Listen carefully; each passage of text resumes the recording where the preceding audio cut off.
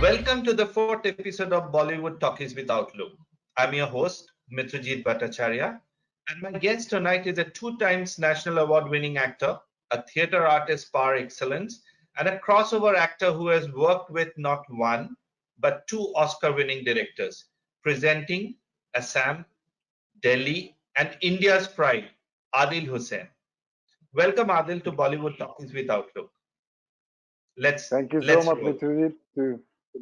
Flashback to 2018, you were adjudged the Best Actor at the Norwegian National Film Awards for your leading role in Iram Haq's What Will People Say, which also was the official entry at the Oscar from Norway the next year.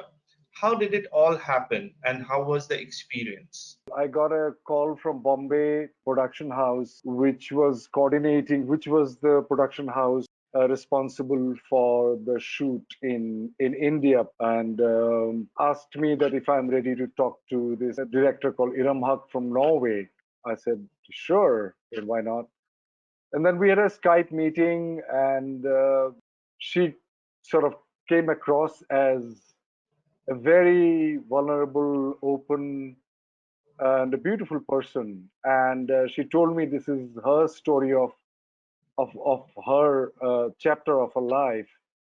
And so she wanted me to play the father, and I asked her to send me the script. I loved the script, and I also saw her previous two films, one short, one feature film, and it all came into place. And I said, okay, let's do it. I was absolutely not expecting anything because I've never shot in Norway and I never had worked with Norwegian, crew at all.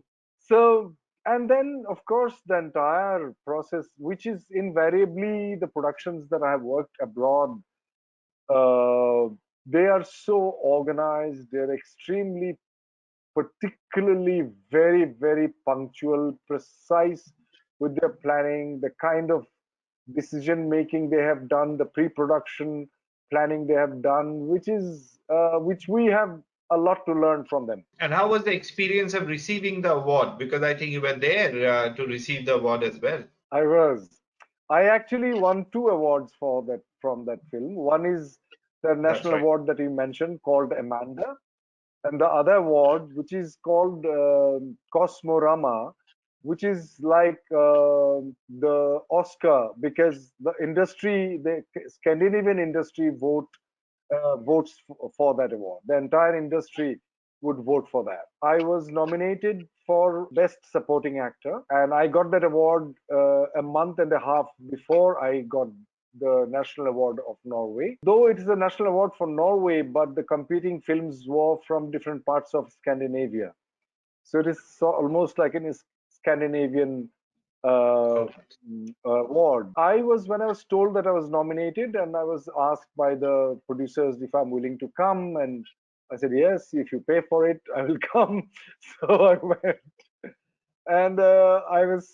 There were three or four actors nominated along with me, and I, of course, did not expect it at all because I saw the night before I left for Norway one of the films called Selma, which is a very well made film, and the actor, the father's role, is very similar theme in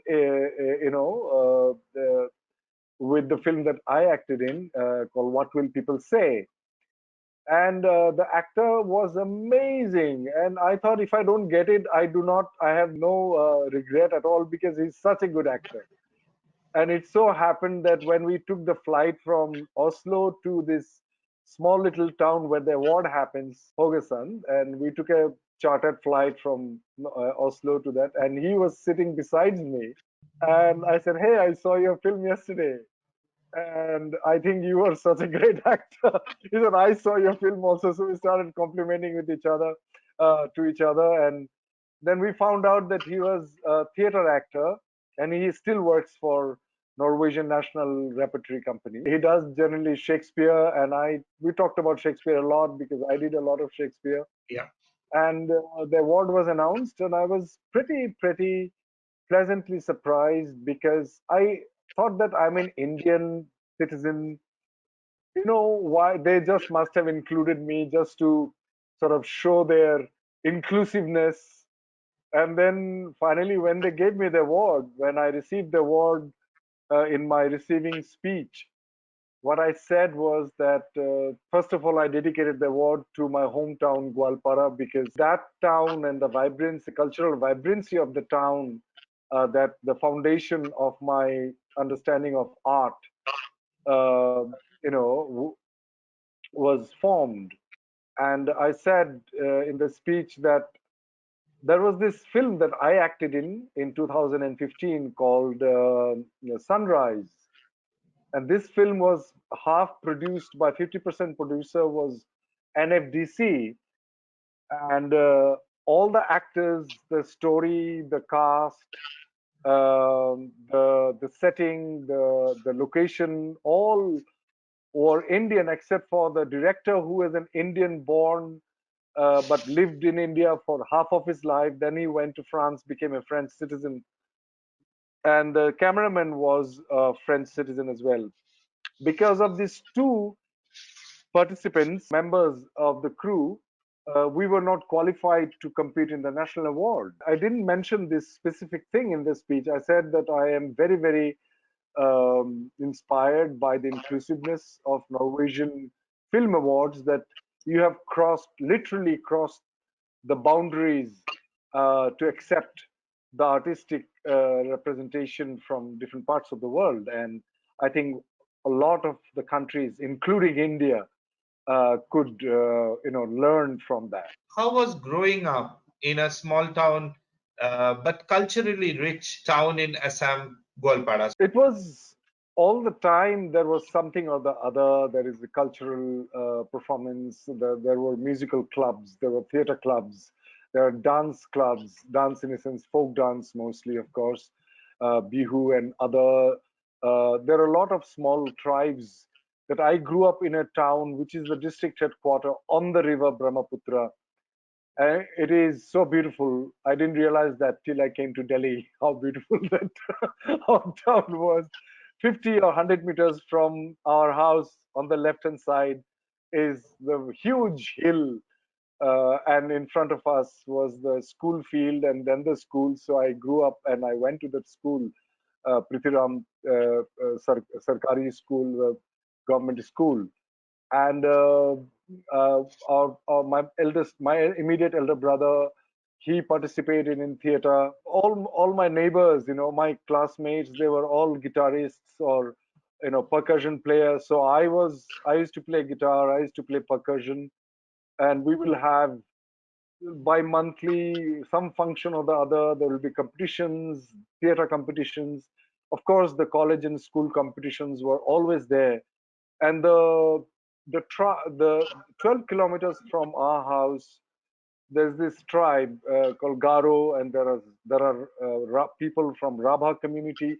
They have their own dance forms, own songs. I would say that the gift of my hometown had flourished through my journey and also nourished by my other training in NSD, and of Yeah. course went abroad to learn and all that. So, Yeah. so we'll come to that. So when did Guwahati and finally Delhi happen? So if you can quickly take us through your journey from Gwalpara to Guwahati and from Guwahati to Delhi. It's a small town, as you know, Gwalpara, which is the papers used to come 3 days after those were published. So it was like that.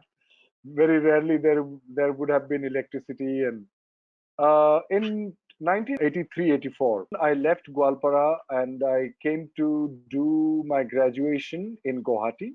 And then I left for Delhi much later. I should have gone earlier. In 1990, I first my first attempt to come to NSD was 1988, but my application did not even reach Delhi before in time for them to invite me for the interview. And 1989 was a zero session, and 1990 I applied again, and I was called, and I went through the exam.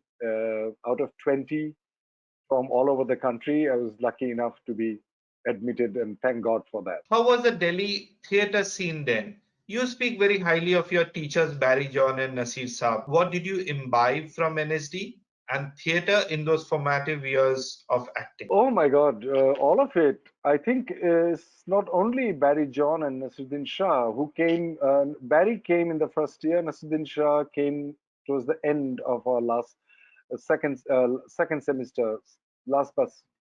Yeah, but before that, the teachers who are still, very very instrumental for my whatever growth and understanding of the art of acting was Khalid Tayyib ji, and still he is. Arjun Raina, Robin Das, Nibha Joshi, Ram Gopal Bajaj.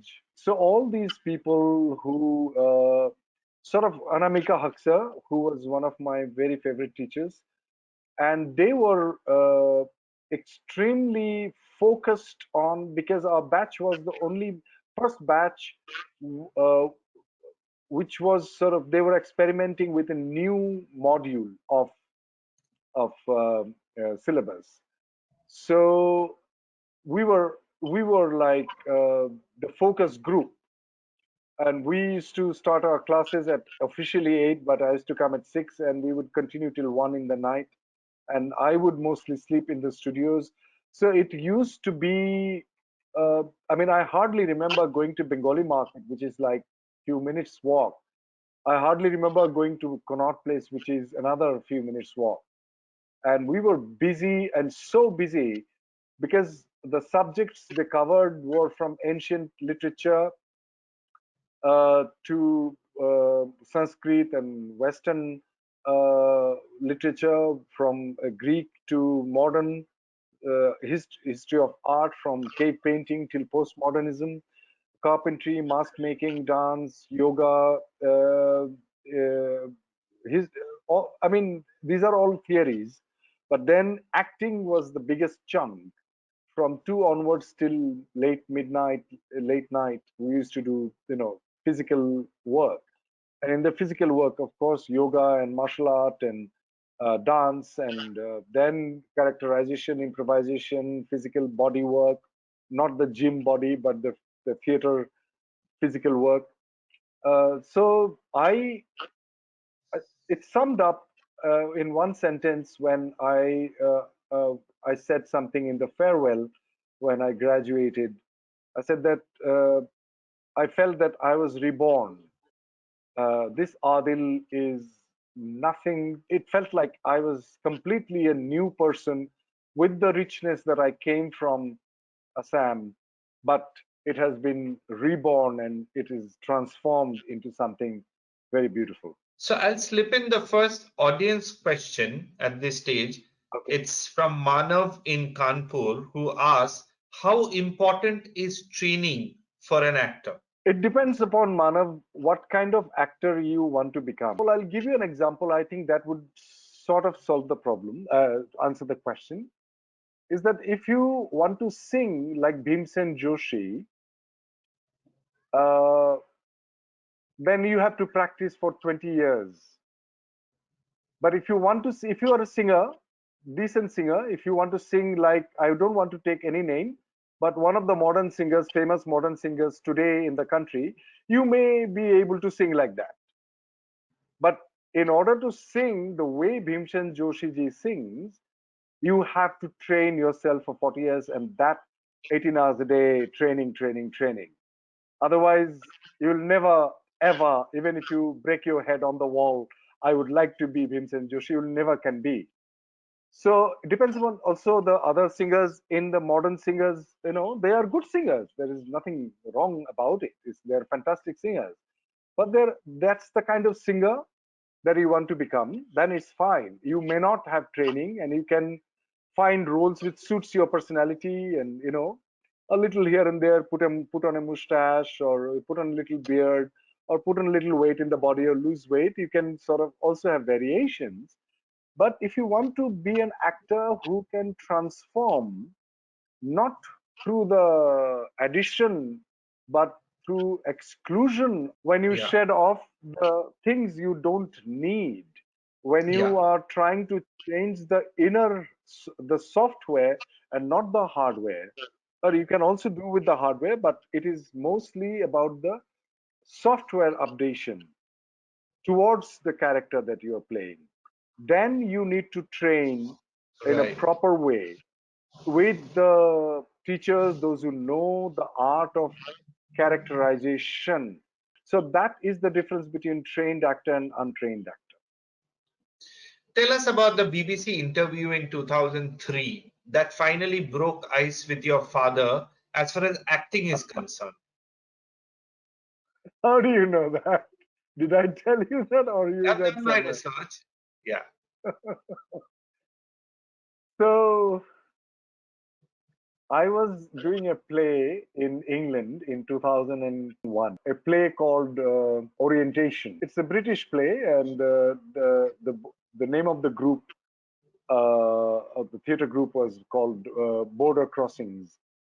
And I was playing woman trapped in man's body. Um, so after the play, I played two characters there. One is a fundamentalist, orthodox fundamentalist, and the other one is the role of this. So after the play, I got an agent there. The BBC decided to interview me for what reason I don't know, and did the interview, and I came back to India, and I didn't know they had telecast it.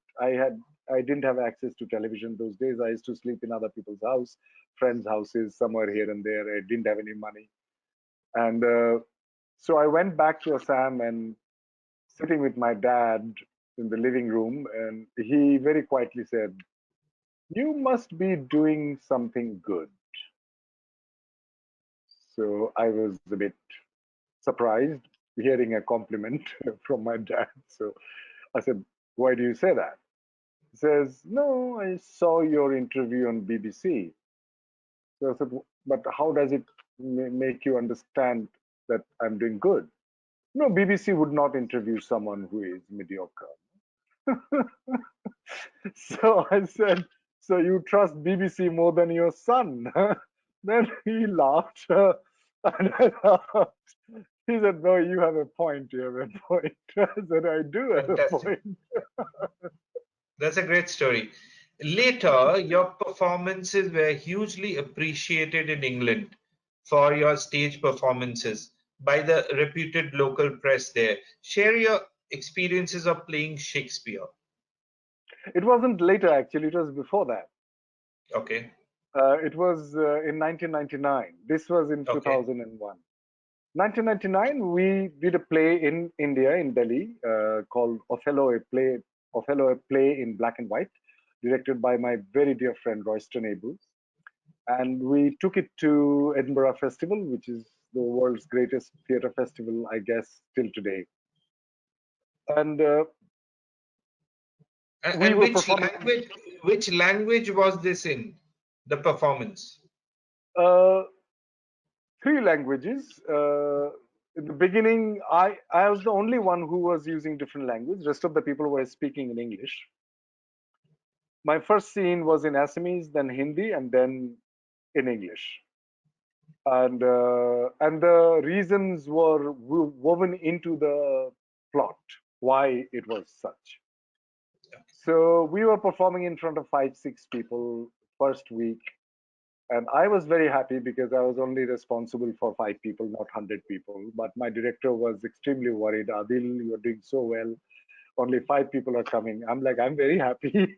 I'm focusing on 5 people and not 100 people. So I went to buy some bread, and then I bought the Scotsman, the newspaper, and I opened the page of the theater page, and then I saw a sort of a, not even my hair, my face, till from here till here, half page. And then I was reading. It is very funny because how you don't trust yourself. That is the greatest example. So I read Adil Hussain performs Othello something near perfection, the best Shakespearean acting I've ever seen, including Peter Brook's Tempest. So I was like, what? This is crazy. What are you saying? I'm like, this that means there are no. I thought that the other plays are not good enough. And I also thought that most probably because I have done something very, or maybe Indian, doing an English play. They're trying to inspire us. But I was like, okay, good. So I went back to the apartment and gave the newspaper to, and they all saw it, and we got 5 star, and we were sold out for next 20 days. And and then the other day, Independent, the newspaper That's Independent, right. gave an amazing review, and the play was raved. But what it did for me, this play, because till those days I was extremely inconfident about to believe myself that I can act. That's right. And I have seen great actors on the stage. In Italy, my most favorite actor, if you ask me, Eva, who this person, two actors called Thomas Richard and Mario Biagini. They're theater actors, and they're the Hercules of theater actor. Nobody can copy them. You cannot. You have to put in 40 years. So I saw that and I didn't take myself seriously at all. And then when it was sold out and people were queuing up after the play to shake your hand, then I realized, because since my childhood, I had been always told either by my dad or brothers or friends that अरे क्या होगा यार तो ठीक है कुछ हो नहीं सकता है, Hmm. it's okay. Hmm. So I had been, and mostly in India, we do that to people. Yes. Take it easy, you're not good enough. So to gain certain confidence that, okay, I'm not bad, at least if I'm not good. If these people are saying, that means maybe I'm okay.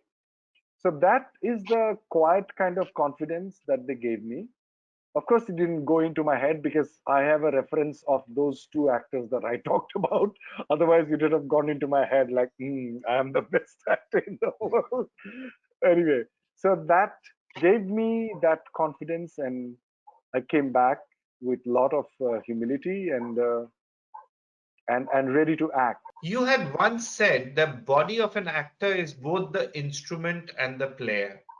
And to be a good actor, you need to understand your deep psychic state or inner consciousness that resides inside your body. It's very deep for me. Can you just explain it in simpler terms?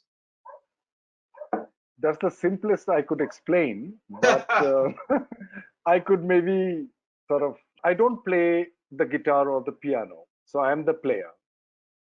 And also, the instrument that I play is my everything, which is housed inside the body or maybe outside the body as well. You never know, you know, because there are so many different versions where the mind is, and is the mind here, the brain, or the entire body.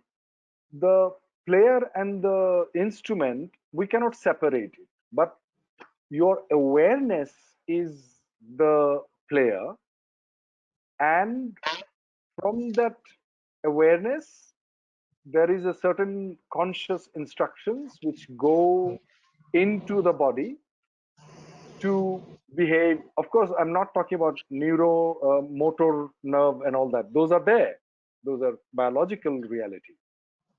Without that, I cannot even move my hand or move my body. But the creative impulses which arises from a very, very deeper source within the body and the being, those have to be translated into a tangible physical vocal language for you to perceive.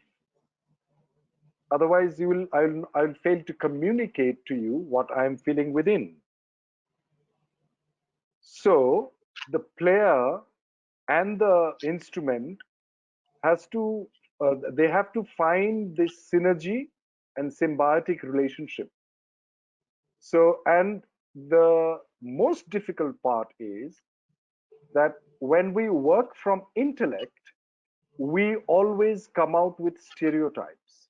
That is the idea, and that is the theory, and also the practice and experience of mine propagated by the father of modern acting called Stanislavski and Grotowski, that how that you allow the creative impulses not to be manipulated by your conscious intellectual mind, all the brilliant ideas need to be flushed into the toilet and allow something new to sort of spring out from your creative reservoir and let those impulses, the gentlest ones are the best ones.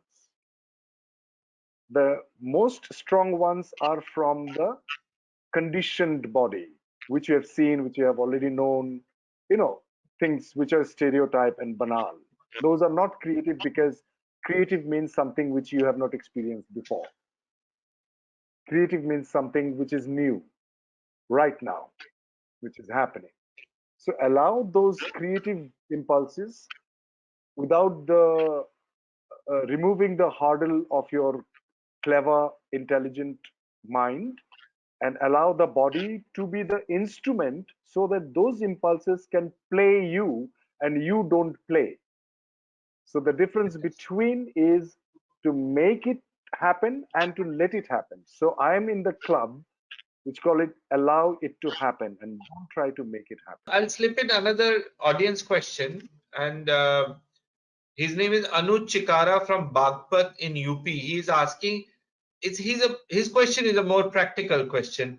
Can a talented actor earn his living from theater alone before he finally gets his break in movies? I don't know about great actor, but people are surviving doing theater, depending upon what kind of theater you want to do, why you want to do that kind of theater, and how good you are, because the resources are limited. There is Sangeet Natak Academy, there is National School of Drama, and there are certain state-sponsored, repertory companies. That is the most unfortunate part in the cultural scenario of India. That culture gets the least of funding, and I think that culture should get at least 100 times more funding in order to reduce the expense in law and order. There is a direct correlation, according to me. If people are artistically oriented from their childhood, they will be more understanding, they will have more empathy, they will have more, open mind, and they will be more um, conscious about who they are, and they would know how to handle their emotions, and they will not operate from reactive energies but from responsive and responsible energy. So funding is very limited. So if you are a lucky one, then you will get some work, but it is possible to survive. But I don't know about living well. If you love enough, then work would itself be intrinsically rewarding, which I did till 2010. I did not want to act in films, Anuj. I did not want to act in films. I acted in films by chance because the director from Bombay came to convince me to act in sitting in Delhi. Otherwise, I would have been doing theater and I would have survived, I hope. Maybe I would have lived well as well. You never know. But not financially, not necessarily as well as a film actor who earns decent amount of money. So very few people have the honor of working with two Oscar-winning directors, and you have worked with both Danny Stanovich and Ang Lee. Share your experience of working with them, and also I would want you to add Meera Nair in the list and your experience of working in the Reluctant Fundamentalist. So if you could just take us through your experience of working with these three masters. Let me start with Ang Lee because I guess that happened first. Ang Lee is one of the most humblest master director that I have worked with. His way of creating, not creating, co-creating is unique because he's constantly. I wrote about him in a book which was on Life of Pi. He's silent co-worker pretending to be a conductor of a complex orchestra. He's basically a co-creator, but also has the responsibility of the conductor of the orchestra. Very complex orchestra. And he's so humble that he would walk for 3 to 4 minutes from his station to come and direct an actor and he would only speak to you in whispers into your ear, and will fold his hands, and he will stroke your hair and touch your cheek and whisper the instructions into your ear so that nobody else can hear what you had been told. And also, it almost like transmission of energy than information. So that I have never ever acted with any director like that, ever, still today, who has immense respect for actors and every other his crew. And Danis Stanovic is uh, like a person who does jazz. He is very friendly, extremely, he knows his thing. When you see Danis on the set, it looks like, is he actually doing something? He comes and chats, and just sit there and do this and okay, roll. And so one day I remember me and another friend of ours, I forgot his name, were discussing that you always need a very good director in order to make a fantastic film. He overheard us. He said, no, no, no, you don't need a very good director. You need a very good script. I said, yeah, yeah, you're saying because you're a very good director, you would always look for a good script, you know. So he seems like it's like for him, it's like cooking something which you have cooked before, and and you're chatting and you're cooking.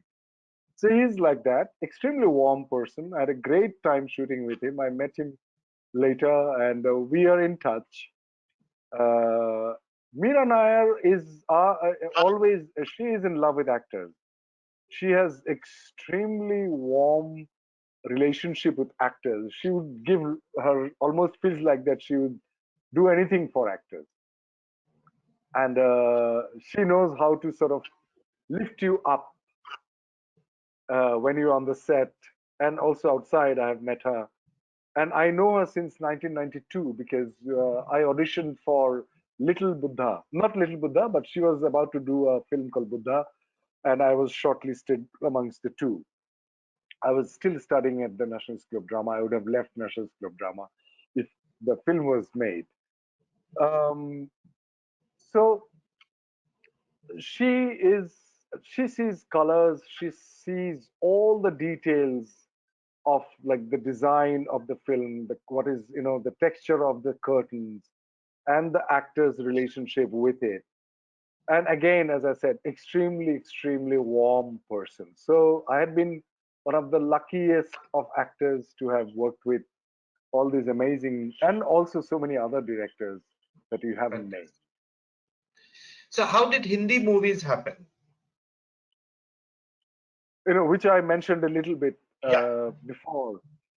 I was teaching at the National School of Drama in 2008, and my co-actor, Yogi Malang, Mhm. from Jasus Vijay, he's a very, very well-known casting director now. I think he went to Bombay after we met while we were co-actors in the BBC series that I did. And one day I received a call from him saying, Adil bhai, एक film है, आप करोगे, आप जरा एक मैं 2 scene भेज रहा हूँ, please have a look, and if you want to do it. I said, no, forget me. I'm very happy in NSD. I'm teaching, and I'm just got married, and I don't want to be in Bollywood situation. My life is very simple. I have an Enfield. My wife has a Maruti 800 given by her father.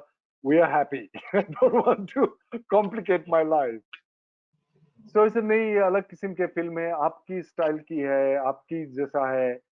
So he sent, I said, ठीक है, send me he mailed me the script, not the script, but these 2 scenes. And I liked the scenes. And he said, can you tape yourself? And I said, no, I don't have anything to tape myself on. So he sent a cameraman who I knew. And I said, I go out of the house at 8 o'clock in the morning to teach. So he came at 7 in the morning, and my wife played the role in the audition just to help me out, Vidya Balan. And yeah, and then he took and then I forgot about it. So after a week and a half or so, I forgot exactly when he called. I got a call from Abhishek Chaubey saying that, Adil, I want to meet you. I'm like, yes, sure. He said, when can you come to Bombay? I said, I can't come to Bombay. He says, why? I said, I'm teaching, and my only holiday is Sunday. He said, no, no, I need to meet you tomorrow or day after. I need to take a call. I said, but I can't. He said, no, no, no, no, I will come. I said, yeah, I'm free between 1 and 2 in the lunch break. So next day, I see this wonderful, sweet-looking person with long hair, with chashma, standing in front of the studio of my class. And I come out and he said, hey, I'm Abhishek. I said, hey, Abhishek, how is it? Let's go for a cup of tea. I took him to Bhagavan, 2 rupee cup of tea. And then he asked me the first question that, why aren't you in Bombay? I said, you tell me, why should I be in Bombay? Because the kind of films that you guys make, I don't watch. So should I be in films that I don't watch? He said, yeah, yeah, you're right. But there are certain good films. I said, if I depend on those certain good films, then I will not be able to survive because I have to end up doing things which I don't want to do. Here in Delhi, I can teach, I can earn my living, and I'm here. But then he said, no, this story is different. Then I said, okay, I like the story, what you told me, and I will do it, but I have got 3 conditions. So he asked me, what 3 conditions? I said, first of all, that my co-actor has to be behind the camera when I give my close-up. Like this is a close-up, like when you see in front of the camera. No, this is a close-up. Right. And the person, if I'm talking to somebody, he has to be behind the camera to give me the cues, not only the cues, but have to act exactly the way she or he did it in the scene so that I can respond. He says, okay, done. Next. I said, I want rehearsals much before you start your shoot because I'm a theater actor and I need to get rid of a lot of things which I don't want to worry about during the shoot. He said, good, done. Third, I said, hopefully you have it. You have already decided, but if you have not, then I don't think you'll agree to it. He said, what? I said, I don't like dubbing. I want to be in a film where there is sync sound, location sound. He said, it is a sync sound and location sound film. So I That's said, right. okay. So those conditions were met, and he fulfilled all the promises he made, and the money was inconsequential because I didn't care much how much they're paying, but they paid me very well, and at least I can say that they paid me for a day which I used to earn for a month in NSD. So that was good. And the film you're talking about is Ishkia. That is Ishkia. Yes. That's right. So we'll come to Ishkia later. So a landmark movie of your life is probably also one of my top 20 movies ever made in Hindi film is Mukti Bhavan. Mukti Bhavan not only made you win a national award, it also was received with standing ovations and full shows in matured movie markets like Japan, among others. How has been the journey with Mukti Bhavan for you? Outstanding. Incredible. Mukti Bhavan got a lot of awards, and including me, I got a lot of Best Actor awards from different parts of That's the right. globe. In Japan, it ran for 150 days. In England, it ran for 5 weeks. So there's so many, so many. Mukti Bhavan is a film which is very close to my heart because I was obsessed with death from 1995 till around 2005, 10 years. I read almost all the books possible about death. I wanted to answer this question of Stanislavski, the 5 Ws: where, who, when, what, why. And he says that if I can answer these questions, I will act better. So then I thought, if I ask these questions in my life, I will act better in life. Because everything that I say right now and I do or I think are actions. Thoughts are subtle actions. Speech is action. And what I do, that I'm talking and I'm talking to you, is huge action because it will be watched by many people. So that was a very, very important. And then I read something in details about death by Sri Aurobindo. Then, of course, the on Zen Buddhists talk about death differently, and so shamans, they talk about death differently. And of course, medical science doesn't have any clue what death is all about, so I didn't bother much. Um, so when this film came, I had sort of resolved my quest. I'm not saying that I know about death, but I have known versions what other people thought about death and the great masters, and I trust them more than anybody else in the world.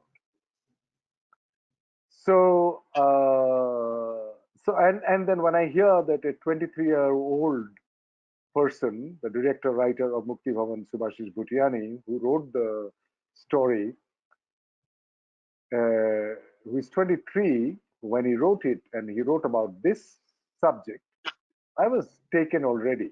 I was sold. So acted, and I kept asking him, "How old are you?" every day.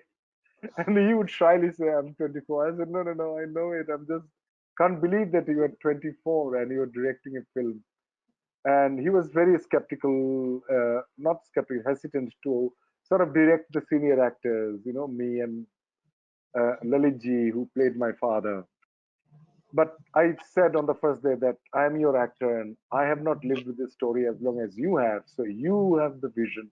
I don't. I'm one of your, just an instrument through which the story has to flow.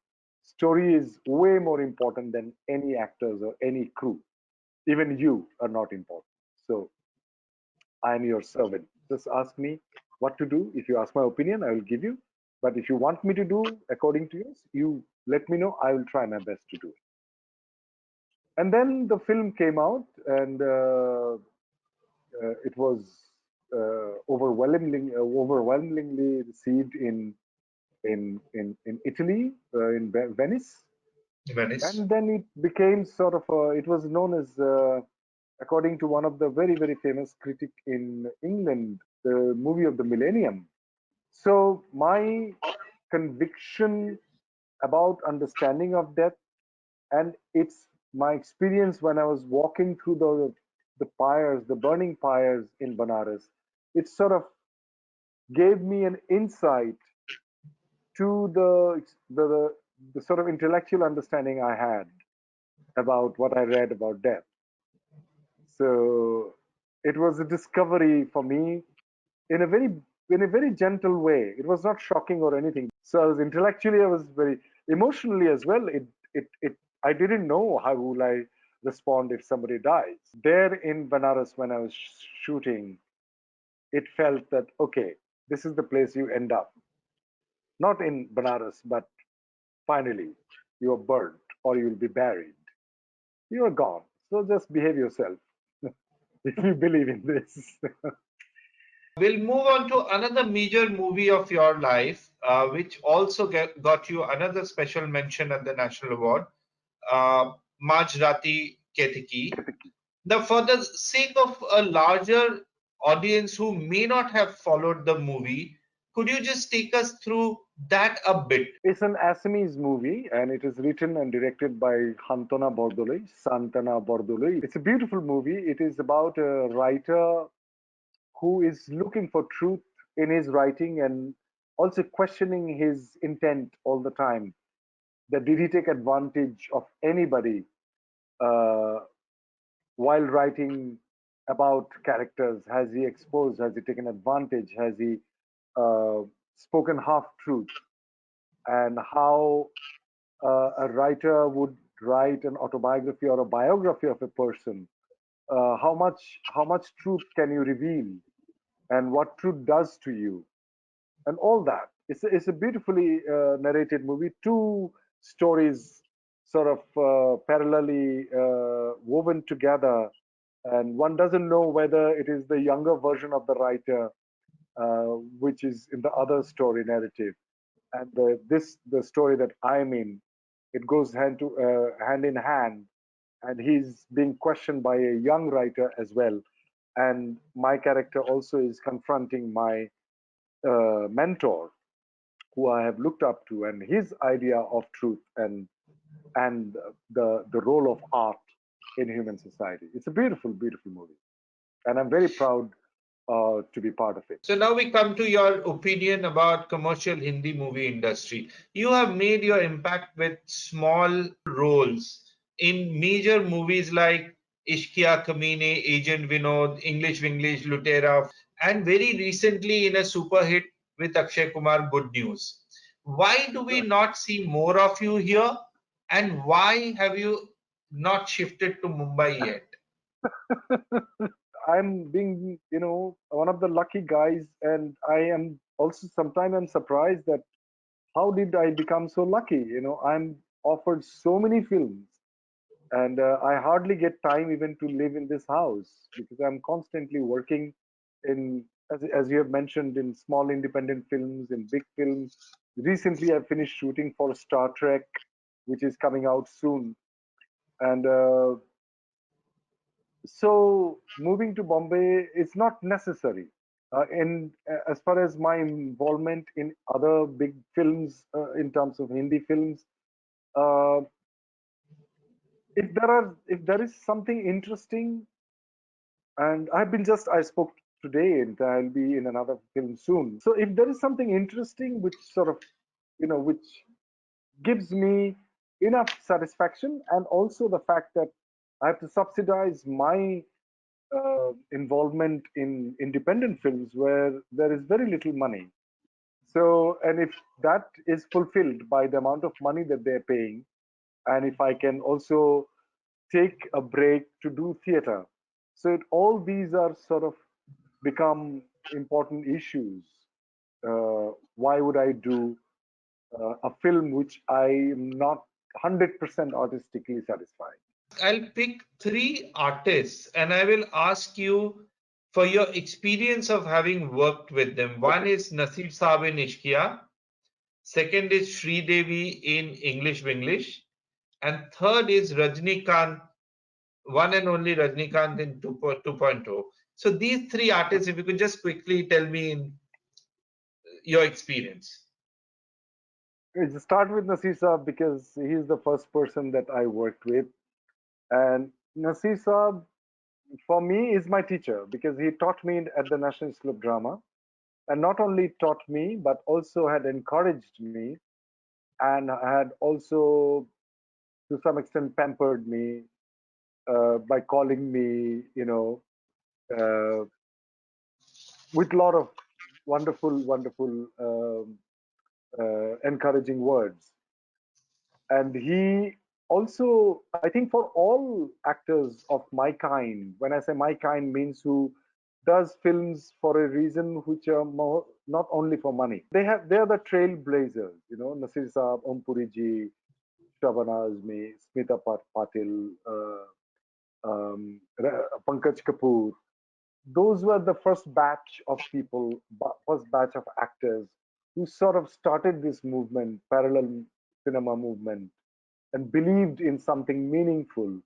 Of course, the directors are there, Shamji and Govindji, and all the other directors in Bombay. There are so many other directors in Kolkata and other places as well. But so he's also, we looked up to him that okay, these are the kind of actors that I would like to be. Um, so and I had a personal relationship with him as well. Uh, so when I got into the set, it was like, finally, this guy has come out of the jungle. So he's not used to be happy when I went for this 2 years of motorcycle trip with my teacher Khalid Ji, and I stayed in tribal villages in Madhya Pradesh, now Chhattisgarh in Bastar district. Like, what are you doing in the jungle? Come out and act. You are scared of acting, which most probably he was right. I was not ready to confront. And he said, you cannot get rid of that fear unless you confront. And he was right. he's my mentor and he's there for me. Um, Sridevi, I consider her after working with her, and also when I saw few of her films actually. I think that she was at par with Meryl Streep. I don't hesitate for a second to say that. But our film industry, for for various reasons, and I'm not saying those reasons are not valid and wrong. I'm saying for various reasons to facilitate her kind of talent, structure, and the spectrum of her or range of her acting, apart from very few films, like say English Binglish is one of them, Gauri Shinde's dear friend, who sort of tapped the potential what she is capable of. But most films did not have the springboard that she used, which we call the script, did not have that richness for her to fly, higher than what she did. She has flown very high, but she could have been one of the greatest actors, renowned across the globe. The kind of talent and potential that she had, and I had a great time working with her. She was extremely silent, but very mindful, extremely funny. Funny in a sense that her timing, people call her timing is perfect. I don't think she times it. I think she listens so well, she comes on time. Coming on time is a consequence of her acute power of listening to every actor. And she's extremely respectful, and she had left some fantastic words for me, which I had been told by a dear friend of hers, and I was very touched and humbled, and I felt very moved. Rajnikant, again, I haven't seen anybody who is so famous, like worshipped like a god, and who would do such a thing. So let me tell you this, Riz. I haven't told anybody this yet. You're the first one to know. I can tell, I guess I can tell now. I don't think it will offend him. I think it will also how generous he is. So we are doing this shoot, and I am the home minister of the country, and we are in this big meeting in Robo 2, and I'm the head of the table, and he's sitting to my left, and another Rajnikant, which is his double, because he plays two roles, is sitting there, and on this side some other actors. So I have a line, and he has a line, and then I have to speak again. So I say my line, I have to ask a question, and he responds halfway down the line. He forgets. So and he says, "Sorry, excuse me," and then he asks for the script. He looks at it. Then he said, "Okay, one more, please." I said, "Yes, of course." Then he forgets around three times. Then he looks at me and says, "You are distracting me." So when Rajnikant says to me, "You're distracting me," then where do I go? So my expression, I have no idea what my expression was. I was like, what did I do? Then he said, "No, no, no. What you see, you do is you're talking so naturally. I start listening to you and I forget my line." And I was like, "Oh, that's so beautiful thing to say." He said, "No, no, no." I said, "Do I change?" "No, no, no, no. Don't change. I'll remember the line."